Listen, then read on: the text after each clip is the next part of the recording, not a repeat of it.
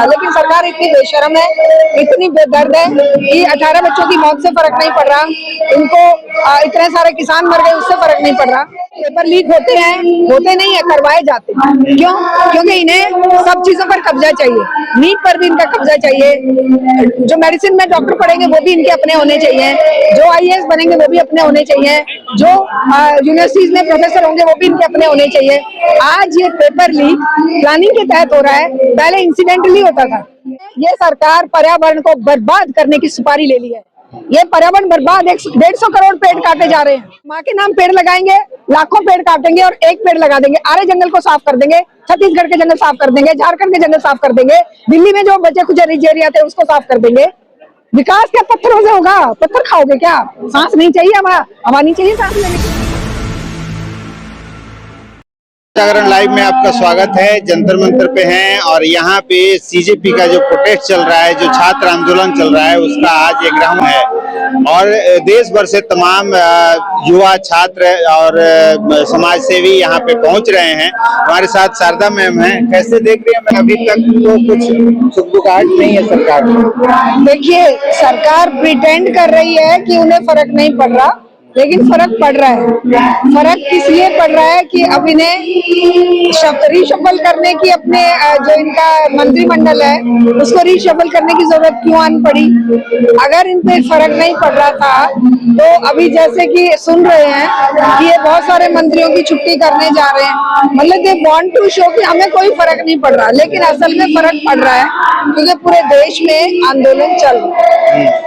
तो इसलिए ये नहीं कह सकते कि सरकार को फर्क नहीं पड़ रहा, लेकिन सरकार इतनी बेशर्म है, इतनी बेदर्द है कि 18 बच्चों की मौत से फर्क नहीं पड़ रहा, इनको इतने सारे किसान मर गए उससे फर्क नहीं पड़ रहा, लेकिन फर्क पड़ रहा है जब जनता जागृत होकर, जनता जब आवाज बुलंद करती है तब इन पे जरूर फर्क पड़ेगा। लेकिन जो शिक्षा मंत्री हैं वो तो कहते हैं कि आप लोग दहशतगर्दों की बी टीम है जो यहाँ पे आए हुए हैं। हम तो यही कहेंगे कि दहशतगर्द ये सरकार है। सरकार ने दहशतगर्दी फैलाकर छात्रों को चुप कराने की कोशिश करी है, जो रोजगार के लिए आंदोलन करते हैं युवा, उनको उनके अंदर दहशत पैदा करने की कोशिश करी है, जो महिलाएं अपने हक के लिए अपनी आवाज बुलंद करती हैं अन्याय अत्याचार के खिलाफ, उनके अंदर दहशत पैदा करते हैं। इसी प्रकार किसान, मजदूर या आदिवासी, ये सबके अंदर अपने पुलिस बल से दहशतगर्दी पैदा करते हैं। तो असली दहशतगर्द तो यही है। ये बच्चे दहशतगर्द नहीं है, ये बच्चे असल में यही इंसानियत को जिंदा करेंगे, क्योंकि ये इंसानियत को दर्द महसूस करके, इंसानियत का, बच्चों की आत्महत्याओं का दर्द महसूस करके ही यहाँ पर आए हैं। ये कोई अपने शौक से नहीं आए हैं। 42-45 डिग्री टेम्परेचर में, इतनी धूप में किसी को शौक नहीं चढ़ा कि वो यहाँ भूखे प्यासे पड़े रहे। तो पेपर लीक तो पहले की सरकारों में भी होता था, ऐसा कहा जा रहा है, तो ये नया तो कुछ नहीं है। इस्तीफा देने से क्या समाधान हो जाएगा?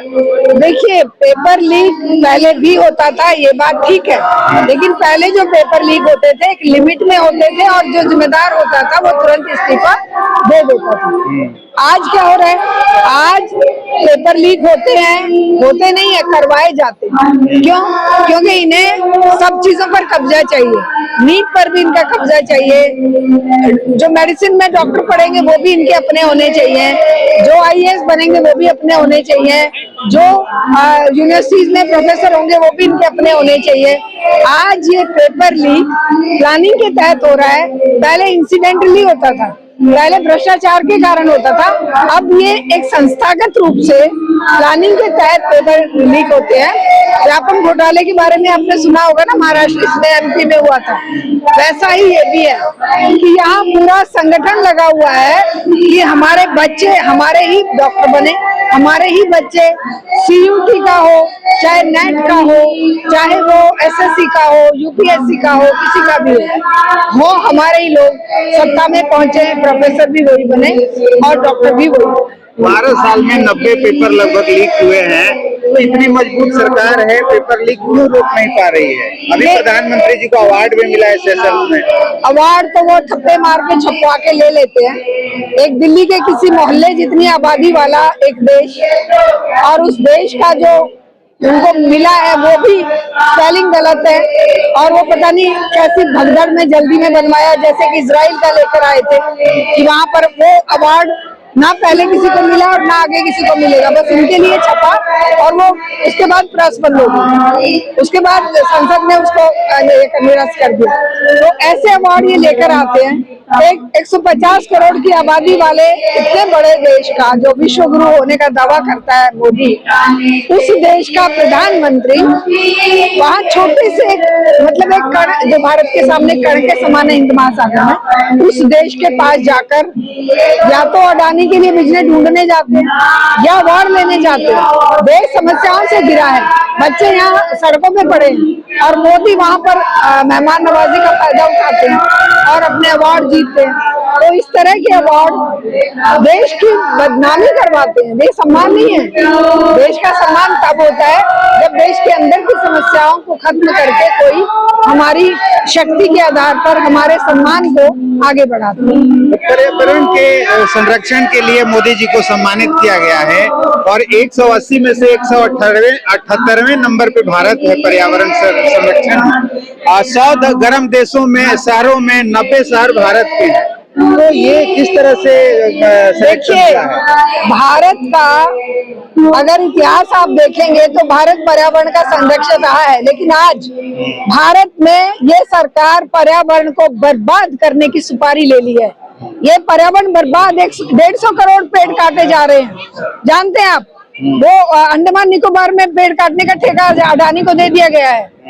वहाँ के जब पेड़ कटेंगे वहाँ के आदिवासी खत्म होंगे, वहाँ के जो पूरे जो इकोलॉजिकल सिस्टम है वो गड़बड़ाएगा।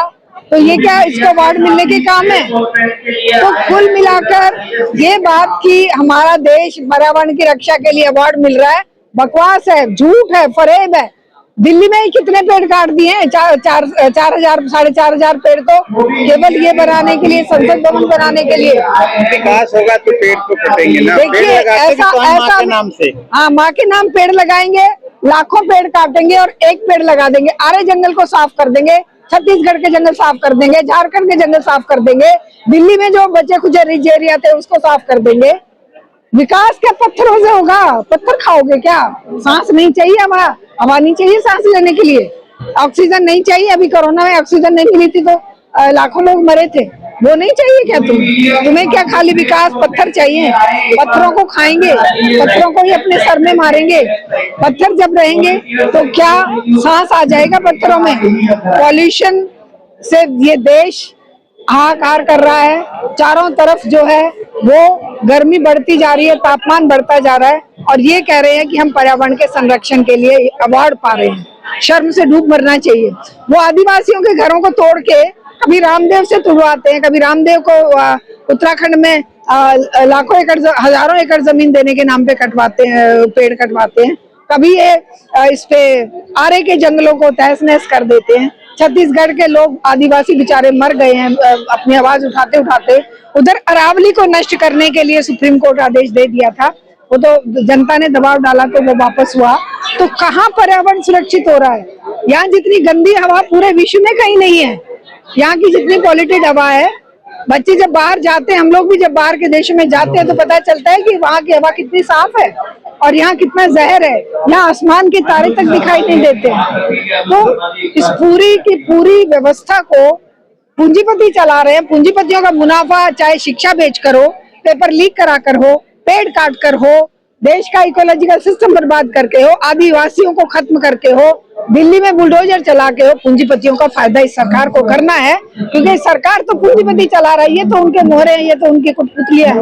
तो इन कठपुतलियों को जितनी जल्दी हो सके जनता को उखाड़ फेंकना पड़ेगा और इस तरह के आंदोलनों के द्वारा ही ये आंदोलन से क्या फायदा होगा? इस्तीफा होगा उनका? देखिए, इस आंदोलन से ये फायदा हो रहा है ना कि आप और हम एक साथ मिल रहे हैं, हम आवाज बुलंद कर रहे हैं, इस सिस्टम के खिलाफ जन जागृति का काम हो रहा है। वरना तो सब घरों में बैठे थे, गर्मी में किसी को दरवाजा खोल के बाहर झांकने का भी मन नहीं करता। लेकिन अब यहाँ पर ये हजारों की संख्या में लोग सड़क पर आते हैं। यही तो सबसे बड़ा फायदा आंदोलन का है। एक जन जागृति, जन चेतना लोगों के दिलो दिमाग में आती है, खास करके युवाओं में। युवा जो है वो सबसे बड़ी ताकत है। इन युवाओं को आज सड़क पर आना पड़ेगा और युवा ही समाज परिवर्तन का आगाज करेंगे, वरना तो ये देश बर्बादी के कगार पर पहुंच चुका है। चलिए, तो छात्रों से क्या कहेंगे जो घरों में बैठे हैं? देखिए, जो छात्र घरों में बैठे हैं उनको भी सड़क पर आना ही पड़ेगा। वो भ्रमित है, अभी उन्हें लग रहा है कि नहीं मेरे ऊपर इसका असर नहीं है। हर एक बच्चे पर इसका असर पड़ रहा है, हर एक आने वाली पीढ़ी इसका भुगतान करेगी। और हम लोग जो शिक्षा के आंदोलन को चला रहे हैं पूरे देश भर में, हमने एनईपी की ये पूरी की पूरी जो आज शिक्षा की, चाहे वो स्कूल बंद हो रहे हैं, चाहे वो जैसे एनटीए जैसी संस्थाएं बनाई जा रही है, चाहे नीट पेपर जैसे हादसे हो रहे हैं, ये सब 2020 की जो शिक्षा नीति है उसी के परिणाम है। उसको निरस्त करे बिना शिक्षा की बचाव नहीं होगा। उसे निरस्त करके जो हम लोगों ने पॉलिसी बनाई है, पीपल्स एजुकेशन पॉलिसी, इसे जब लागू किया जाएगा, एनईपी को निरस्त किया जाएगा, फाड़कर फेंका जाएगा, तभी समस्याओं का समाधान होगा। हम इस युवा पीढ़ी से अनुरोध करते हैं कि मांग उठाइए कि कॉर्पोरेट और आरएसएस के फायदे की नीति 2020 हमें नहीं चाहिए, एनटीए हमें नहीं चाहिए, नीट के एग्जाम हमें नहीं चाहिए। आप सीधे एग्जाम बच्चों के 12वीं के बेस पर उनको एडमिशन दो ना मेडिसिन में, मेडिकल कॉलेजेस में। इसका मतलब तुम ठीक से स्कूल नहीं चला रहे हो। अगर तुम्हारे बच्चे, अब तुम बच्चों को बार बार एग्जाम, बच्चे बेचारे एग्जाम देते देते बूढ़े हो जाते हैं, ना ढंग से कॉलेज में एडमिशन मिलता, ना नौकरियां मिलती। तो हम पीईपी के माध्यम से, पीपल्स एजुकेशन पॉलिसी के माध्यम से ये मांग करते हैं कि इसको एनईपी को फाड़ कर फेंका जाए, पीईपी लागू की जाए और सब युवा एक साथ निकल कर बाहर इनकलाब के नारे के साथ आगाज करें इस व्यवस्था परिवर्तन का। केवल महेंद्र प्रधान के इस्तीफे से काम नहीं बनेगा, वो तो एक शुरुआत होगी। चलिए, बहुत बहुत धन्यवाद। तो इस वीडियो पर आपकी क्या प्रतिक्रिया है, कमेंट करके बताएं और देखते रहें।